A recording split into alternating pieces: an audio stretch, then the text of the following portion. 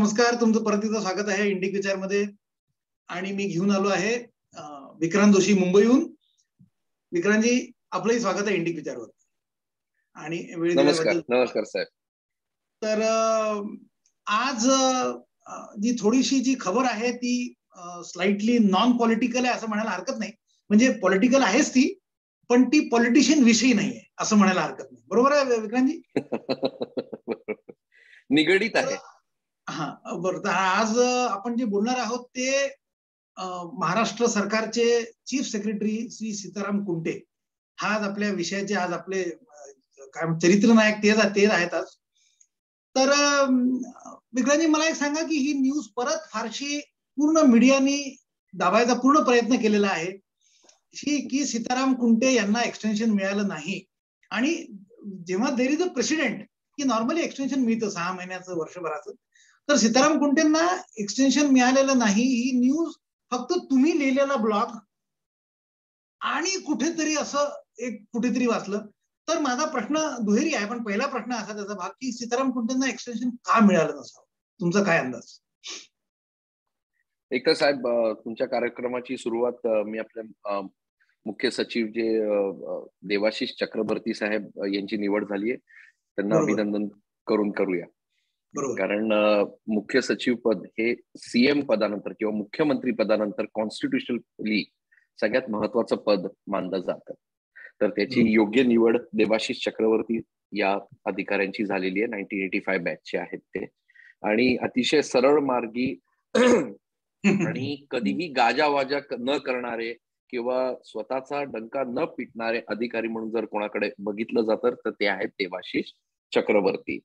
Bye the way, जे एक rule असतो की आपल्याला काही पद जर हवं असेल तर याला फोन कर, त्याला फोन कर, हे पैसे प्रॉमिस कर, हे पैसे प्रॉमिस कर, किंवा या मुख्यमंत्र्यांना जाऊन भेटा, पवार साहेबांना जाऊन भेटा. यातले देवाशिष चक्रवर्ती अजिबात नाही. मी आत्ताच एका कार्यक्रमात तेच सांगत होतो की महाविकास आघाडी या सरकारला मी 100 पैकी 95 गुण पोस्टिंग्स साठी देईल.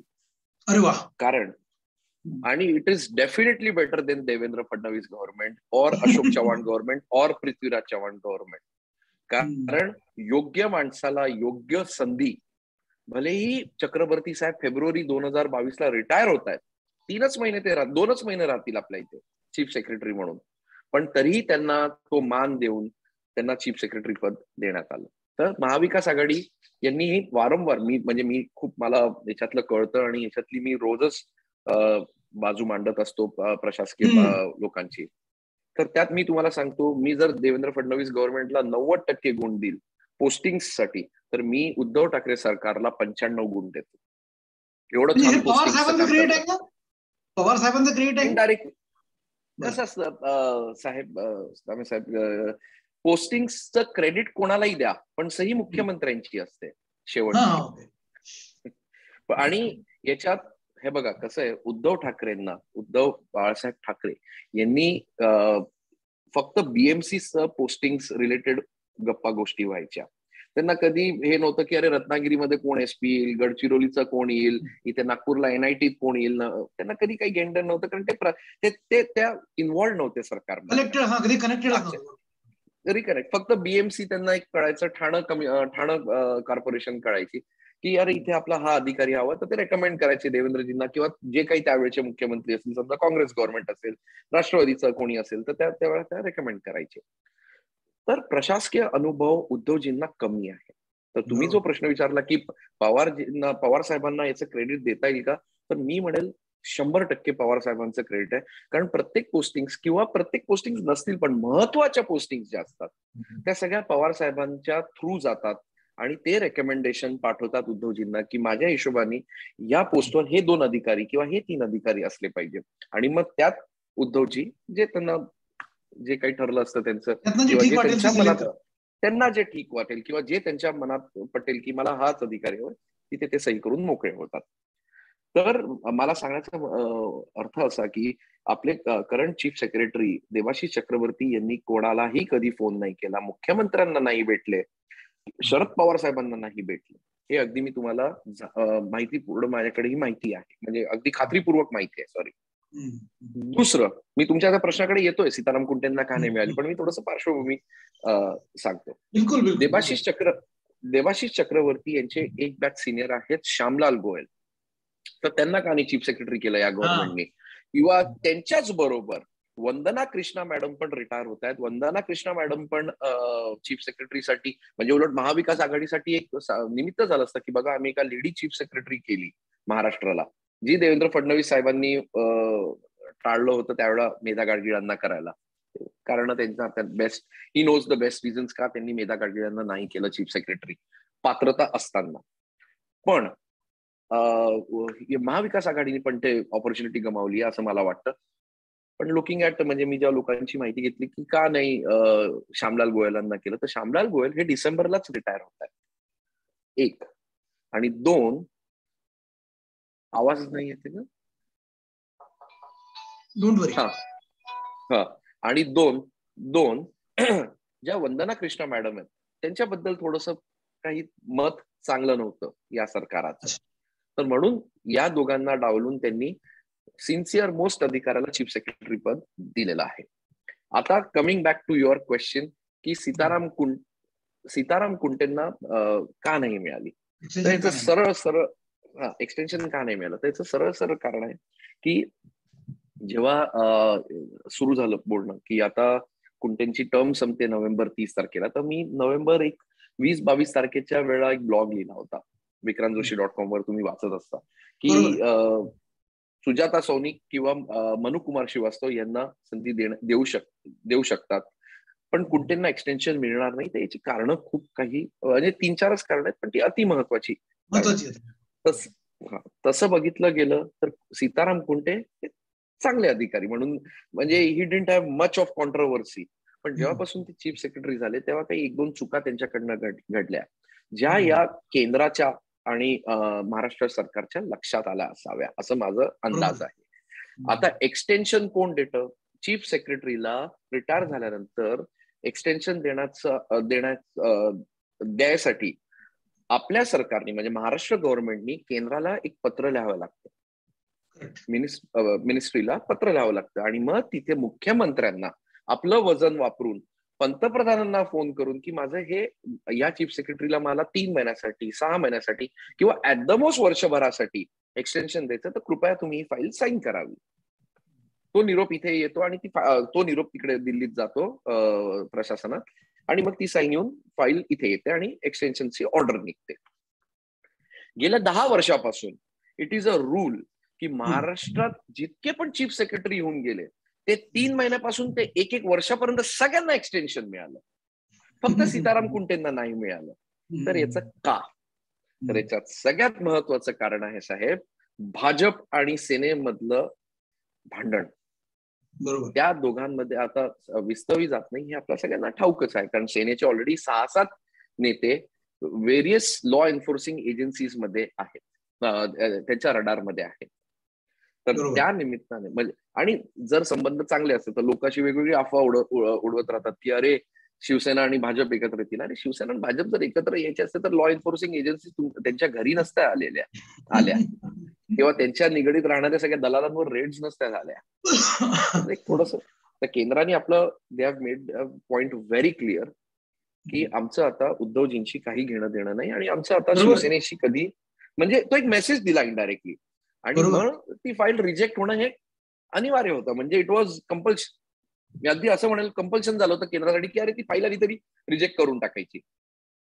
आवाज येतोय ना? बरोबर, डोंट वरी.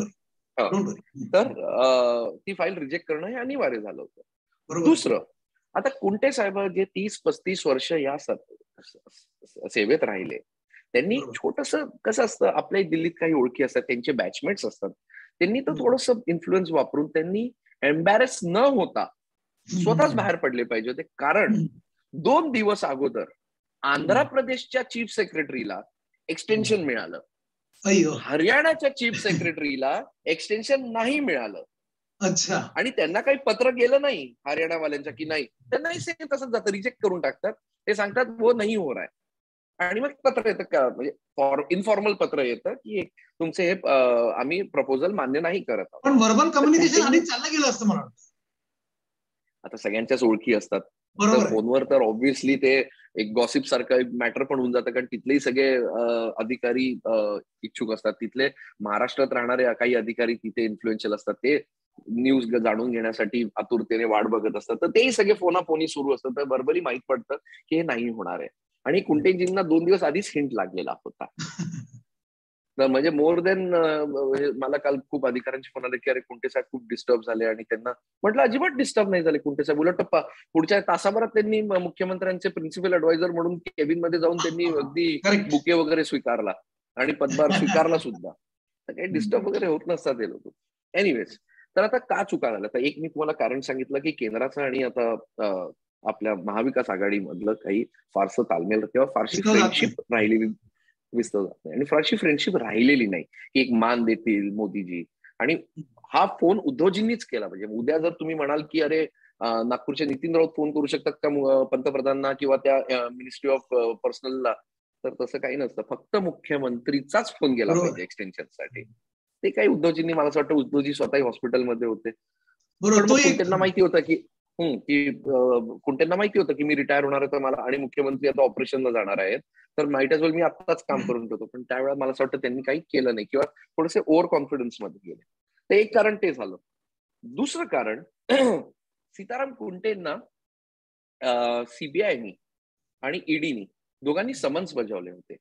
एक ऍक्टिव्हिस्ट आहेत नीरज गुंडे, ट्विटरवर ते सारखे त्यांच्या बाबतीत बातमी टाकत असतात. आता ईडीनी त्यांना अनिल देशमुख केसमध्ये ऑब्व्हियसली बोलवलं, कारण ते त्यावेळेला जेव्हा हे सगळं मनसुख किरण प्रकरण घडलं त्या एसीएस होम होते आणि मग चीफ सेक्रेटरी झाले. तर ईडीनी त्यांचा जबाब नोंदवण्यासाठी सीताराम कुंटेंना बोलवलं. पण मला असं वाटतं कुंटे काही गेले नाही वगैरे, मला माहित नाही, पण एजन्सीनी बोलवलं.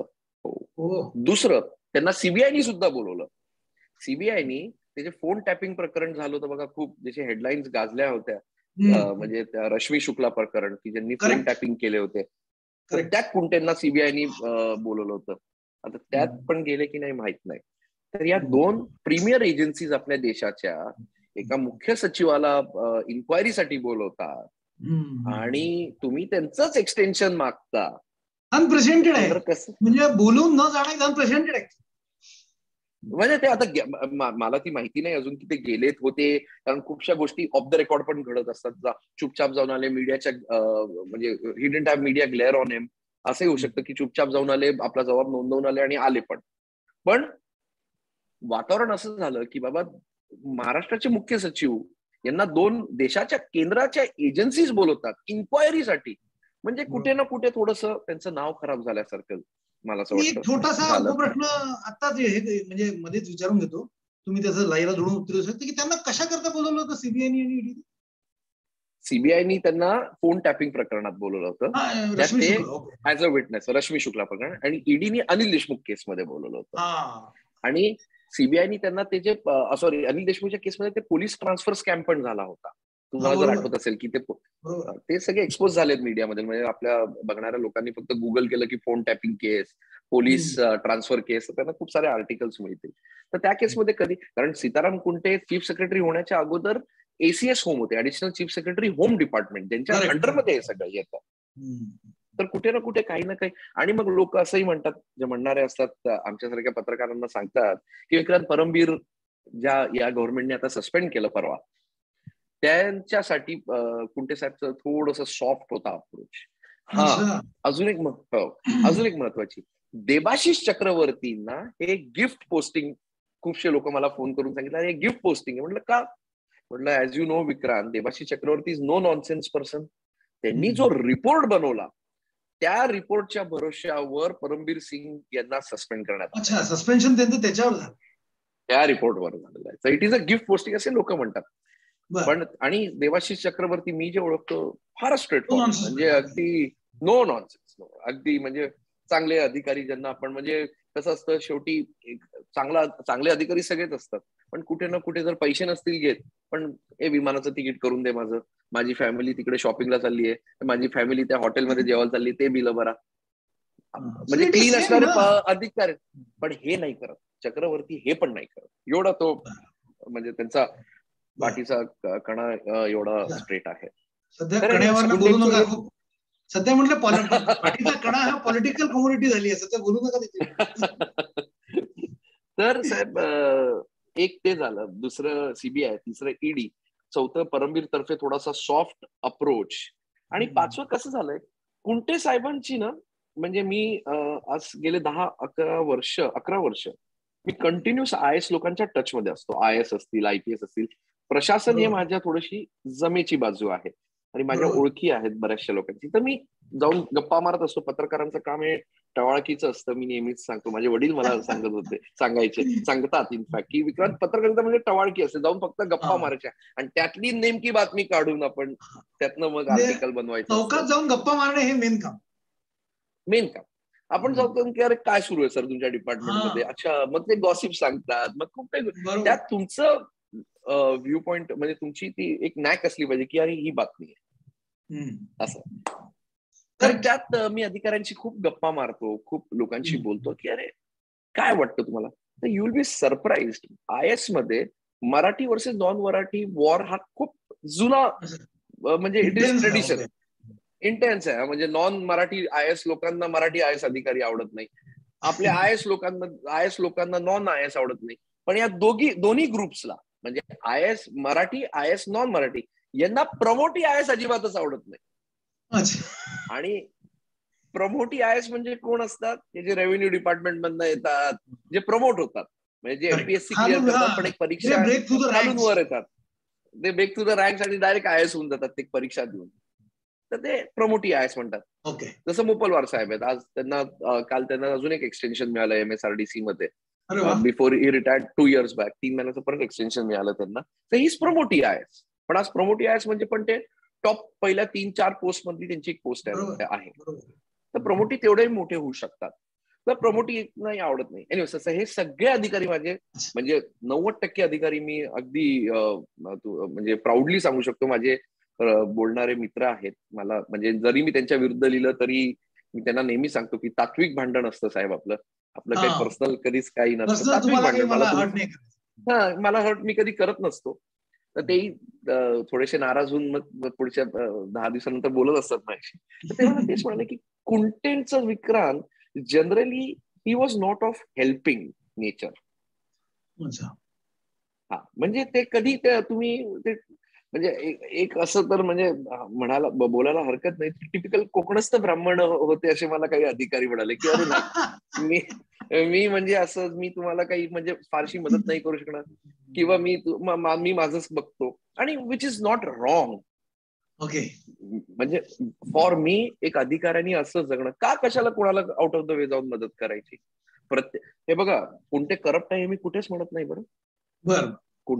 सीताराम कुंटे यांनी फार छान आयुष्य, त्यांची बायको she is a professor at Thadomal college, छान सगळं, त्यांचे मुलगा की मुलगी अमेरिकेत असतात, सगळं वेल सेटल्ड माणूस आहे, आणि अजिबात नो नॉनसेन्स अधिकारी आहेत.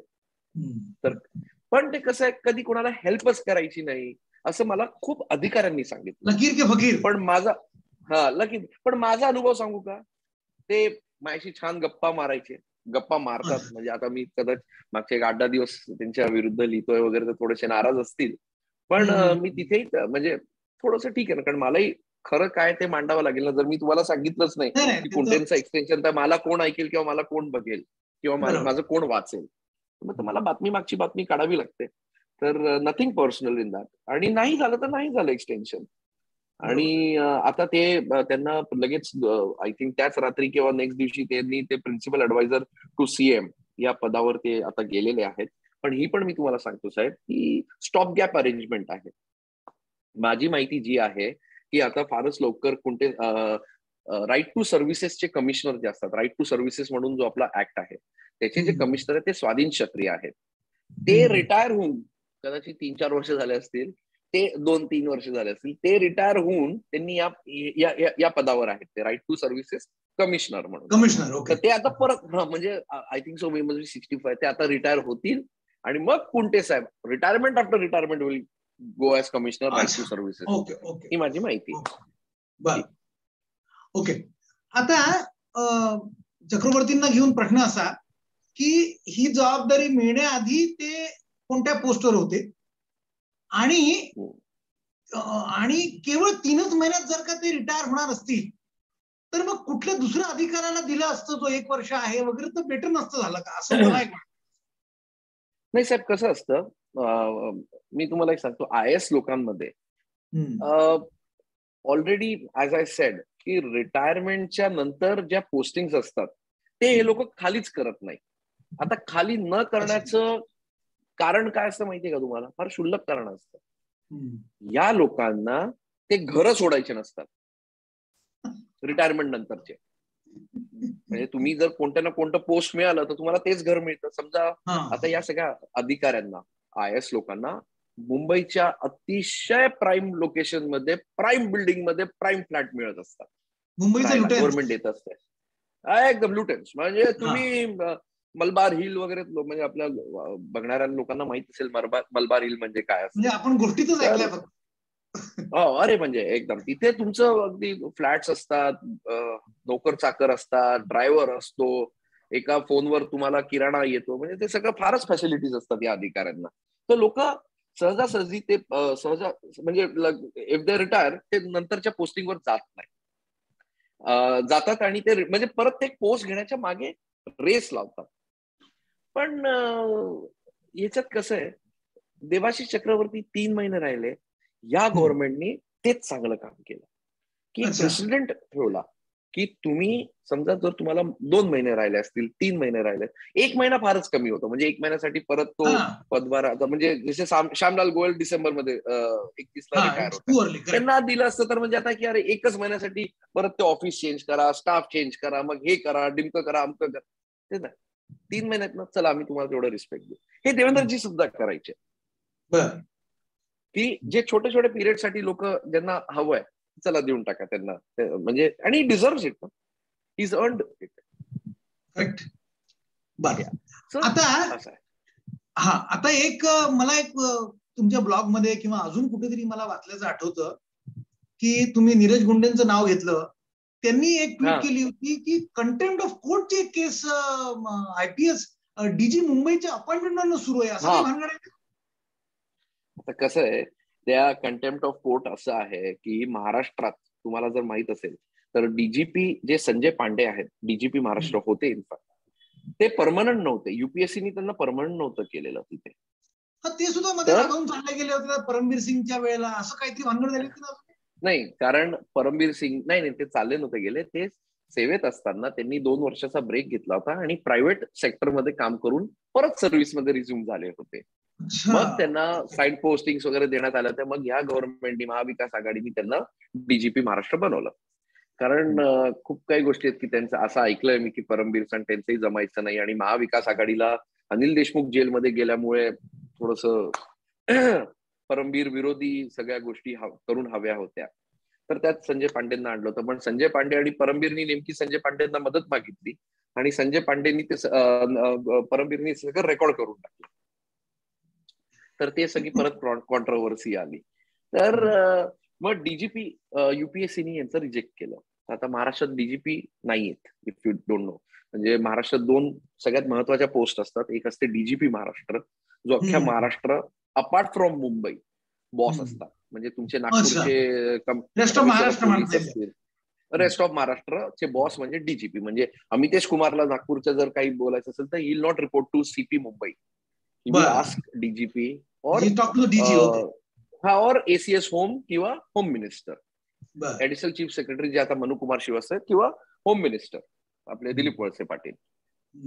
तर DGP आता नाहीच आहे. मग मी काय म्हणजे आता महाराष्ट्र संजय पांडेंना आता दुसरं पोस्टिंग मिळेल. आता रेसमध्ये आहेत हेमंत नगराळे, रजनीश शेठ. हेमंत नगराळे सध्या कोण आहेत? मुंबईचे आयुक्त, मुंबई CP. तर मुंबई आयुक्त नीरज गुंडेंनी तेच सांगत होतं की अहो तुम्ही ताबडतोब DGPचं पोस्ट परमनंट करा ना. नगराळे असतील, रजनीश शेठ असतील किंवा इतर कोणी सिनियर जो त्या पोस्टसाठी क्लेम करणारा असेल त्यांना देऊन टाका पोस्ट. तुम्ही कोणते काही करायलाच तयार नाही. कारण Mumbai CP post obvious choices Hemant Nagrale. Hemant Nagrale immediate एक बॅच सिनियर आहेत रजनीश शेठच्या. तर हेमंत नगराळेंना जर DGP महाराष्ट्र बनवलं तर मुंबई कमिशनर ऑफ पोलीसची पोस्ट खाली होते, which is the most prime post. परत लढाया, परत पैसे, दलाल, जात, मग इकडनं रेकमेंडेशन, तिकडनं रेकमेंडेशन, सगळा प्रोसेस सुरू. महाविकास आघाडीला हे नको होतं, तर त्यांनी कदाचित, मग कुंटेंच्या हातात नव्हतं ते डीजीपीचं पोस्टिंग करणं. ऑब्व्हियसली कुंटे चीफ सेक्रेटरी होते साहेब. कुंटेंना शेवटी वरती सीएम आणि जर तुमचे मिनिस्टर डिसाईड नाही करू शकत तर इट इज सीएम आणि HM जर डिसाईड नाही केलं असेल तर कुंटे साहेब कसं करणार. तर या मुद्द्यावर कुठे यांचं थोडंसं मला नव्हतं पटलं. पण यस, म्हणजे ऍज नीरज गुंटे सेड की कुंटे साहेबांनी रेकमेंड करणं फार गरजेचं होतं आणि ते प्रोसेस फास्ट ट्रॅक करणं फार गरजेचं होतं, पण ते केलं नाही अनफॉर्च्युनेटली. आणि आज Maharashtra is without DGP official. स्थिती सॅड आहे. आता मला एक म्हणजे इट इज म्हणजे it reflects the administrative malaise right now which is happening. Lapses complete म्हणजे आता एक अजून म्हणजे जो ऍक्च्युली मला म्हणजे शेवटचा प्रश्न करता येईल, समजा अजून पुढे काही नाही निघालं तर तो असा की प्रश्न असा, आणि त्याच्याकरता मी थोडीशी भूमिकाही देतो त्यांना. तर प्रश्न असा की तर will this be taken as a की हा एक छोटासा धक्का आहे का महाविकास आघाडी करता, नंबर एक. आणि माझी म्हणजे त्याला मी भूमिका अशी देतो की मला हे कधी कधी फार विचित्र वाटतं की पवार साहेबांना, ज्यांना ऍक्च्युली तशी कॉन्स्टिट्युशनली काही पॉवर नाही, ते फक्त राज्यसभेचे MP आहेत, पण त्यांना हेमंत नगराळे भेटतात, विश्वास नांगरे पाटील जाऊन भेटतात. तर हा एक विचित्र प्रकार तुम्हाला वाटतो का? आणि जो मी पहिला प्रश्न विचारला की हे जे ऍडमिनिस्ट्रेटिव्ह लॅब्स आहेत त्याच्यात हा अजून एक धक्का बसला आहे का कुंटेचं त्यांना एक्सटेन्शन न मिळणे, आणि महाविकास आघाडी याच्याकडे कशी बघेल? सगळ्यात पहिले तुम्ही जो प्रश्न विचारला की महाविकास आघाडीला हा धक्का आहे का, हो, हा केंद्राचा एक सुखद धक्का आहे त्यांना की आता तुम्ही कोणतेही काम घेऊन याल आमच्याकडे तर आम्हाला थोडस म्हणजे स्ट्रिक्ट व्हावं लागेल आणि आम्हाला विचार करावा लागेल. कारण कसं आहे साहेब, ही जी महाविकास आघाडी आहे हे आज देवेंद्र फडणवीस जे म्हणतात ही अनैसर्गिक आहे, कोणालाही न पटणारी आहे. ऑब्व्हियसली केंद्र जर काही लक्ष घालत नाहीये किंवा केंद्र काही करत नाहीये, अपार्ट फ्रॉम जे लोक ओरडतात की अरे या एजन्सीज केंद्राने पाठवल्या, ठीक आहे पाठवल्या असतील, पण साहेब थैमान सुरू आहे महाराष्ट्रामध्ये आणि केंद्राने या जर एजन्सीज नसत्या पाठवल्या तर मला असं वाटतं जे गेटवे ऑफ इंडिया बघतो ना आम्ही मुंबईत, ते विकून टाकलं असतं लोकांनी, या गव्हर्नमेंटने. इतकं भयंकर करप्शन सुरू आहे. तर का करायचं कॉर्पोरेट केंद्राने, आणि केंद्राने का नाही पाठवू एजन्सी? केंद्र काय हवेत, ठीक आहे ते नार्कोटिक्सचा एक वेगळा भाग काढून टाका, ते ड्रग प्रकरण मला आपण इनफ बोललेलो आहोत आणि ते मिळालं नाही मिळालं ते आता ड्रग्स, पण बाकी काही दुधल्या तांदूळाचे आहेत का साहेब हे लोक? कोणी पण, म्हणजे केंद्राने का लक्ष नाही घातलं पाहिजे? मला एक सरळ सामान्य लोकांसारखा प्रश्न पडतो की अरे जर सगळंच म्हणजे आपण अधोगतीकडे चाललो का, किंवा इथे काही स्वैराचार सुरू आहे का, असं वाटावं लागतं की हो. परत एक छोटस इंट्रिगेशन, मला एक कळत नाही, Disha Salian we don't know what happen, Sushant Singh Rajput we don't know what happen, ते दोन साधूंची हत्या झाली we don't know what happen, त्याच्यात आता मनसुख हिरेन, अरे म्हणजे people are getting killed as if की म्हणजे काय कोणाची जबाबदारीच नाही, आणि तरी केंद्राने लक्ष घालायचं नाही, हे फार अजब आहे. म्हणजे मला नाही पटत. एक्झॅक्टली. आणि मला नेहमी म्हणतात, म्हणजे मी पण विचारतो कधी कधी भाजपच्या मोठ्या नेत्यांना की हो काही कसं होत नाहीये, म्हणजे जसं तुम्ही जो प्रश्न विचारला मनसुख हिरेन प्रकरणात काही होत नाही, सगळे लोक म्हणतात, म्हणजे नारायण राणेंचं किती ओपन म्हणालं की त्या सुशांतच्या हत्येत किंवा त्या दिशा सालेंच्या हत्येत एका मंत्र्याच्या मुलाचा हात वगैरे आहे. तर हे सगळं निष्कर्षाला का नाही पोहोचत? म्हणजे एजन्सी सगळ्या त्यात दे ऑल आर इन्व्हेस्टिगेटिंग, तर ते म्हणाले ते की सही वक्त पे सही चीज होगी. ते बरोबर आहे. आणि मला काय वाटतं की त्याच्याकरता लोकल IAS IPS ची हेल्प पाहिजे, त्याच्याशिवाय होणार नाही असं मला वाटतं. म्हणजे व्हॉट एव्हर आय अंडरस्टँड. नाही हो, म्हणजे सुरुवातीला थोडीशी लागते एक 8-10 दिवस सिस्टम समजावून घेण्यासाठी, कारण ऑलरेडी जे काही लपवायचं असतं ते आपले जे खालचे IAS IPS असतात ते फार चातुर्याने सगळं गायब करत असतात, फायली गायब होतात, पुरावे नष्ट होतात. पण ते केंद्र सरकार आहे, त्यांना उगीच ईडी किंवा म्हणजे उगीच त्यांना आपण सर्वोच्च स्थान देत नाही. त्यांचे सगळे वेगवेगळे they have their own ways to investigate. आणि I am sure some of the other day काही ना काही कुठे ना कुठे त्यांना म्हणजे ते लोक त्यांचा रिपोर्ट पब्लिक करतील, त्यांचे फाइंडिंग्स पब्लिक करतील आणि दॅट डे आपण बघूया की खरंच हे सगळे जे आपण तथाकथित गोष्टी ऐकलेल्या आहेत की याची हत्या झाली, हिची हत्या झाली, साधूच्या प्रकरणात तर फारच ते फारच म्हणजे सगळ्यात फार दयनीय झालं. दयनीय झालं. बर, आणि शेवटचं एक तुमचं comment, I would just like to have your comment की हे जे पवार साहेब सारखं शिट्टे वाजून लोकांना बोलवतात आणि त्यांना भेटतात, विश्वास नांगरे पाटील, आणि Vishwas Nangare Patil is a police officer, why you are making a rockstar out of him? मला हे खरंच नाही कळत. काही असं काही ते रॉकस्टार वगैरे नाहीयेत. आता समजा साहेब कसं आहे, ही एक सरकार अशी आहे ज्यात मुख्यमंत्री सध्या नाहीयेत. मुख्यमंत्री ही इज इन हॉस्पिटल. आता त्यांना परवा काल डिस्चार्ज मिळाला. त्यांना आता 1 महिना 2 महिना जेव्हा ते रेस्ट करतील, मग शासन चालवणार कोण? मुख्यमंत्र्यांनी काही त्यांचा तर ऍज अ पिता किंवा as a caretaker, as a Pawar saheb मला असं वाटतं ही जबाबदारी घेत असावे असं माझी माहिती आहे. म्हणजे मला जे कळतं की त्यांनी मग सांगितलं असेल की अरे बाबा तुम्ही सगळे बाजूला व्हा, कारण हे आपापसात खूप भांडत असतात. काँग्रेस राष्ट्रवादीशी भांडते, मध्येच ती ममता दिदी येऊन तिने काँग्रेसचा फुटका टाकून दिला, तर काँग्रेसवाले नाराज होतात. मग हे सगळं बॅलन्स कोण, हे सगळं सरकार कोणी बनवलंय? हे शरद पवारांनी बनवलंय. तर ही या सरकारची जबाबदारी शरद पवार.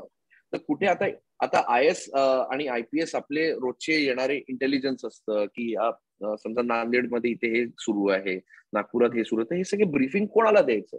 मला असं वाटतं ब्रीफिंग साठी पवार साहेब त्यांना बोलवून घेत असतील, कारण शेवटी कोणाला तरी काही कंट्रोल ठेवला पाहिजे आपल्याकडे शासनाचा. Perfect. That is the reason I think. आणि विश्वास नांगरे पाटील वगैरे असं काही नाहीये ते, म्हणजे हेमंत नगराळे ते काय ते आपले नगराळे साहेब नागपूरचे आहेत, विदर्भाचे आहेत, त्यांना माहितीये कोणाला पुढे जाऊ द्यायचं आणि कोणाला नाही जाऊ द्यायचं. मला वाटतं आता नागपूरचे लोक नागपूरपेक्षा जास्त आणि मुंबई पुण्यात जास्त मुंबईत पोस्टेड. एक चांगला म्हणजे कुठे गेला तरी चहा घेऊ का, चहा घेऊन येऊ का असं विचारता, चहा घेऊन येतील लोक आता. घेऊन येतील. चला तर विक्रांतजी धन्यवाद वेळ दिल्याबद्दल, आणि आपण परत भेटत राहू. सो मला वाटतं secretariat is the place to watch now. Yes. Okay, बिलकुल मित्रांनो, ओके, आम्हाला एवढं प्रेम दिल्याबद्दल धन्यवाद, आणि आम्ही तुमच्या अपेक्षेला उतरत राहू अशी आमची प्रयत्न चालू आहे. नमस्कार, धन्यवाद.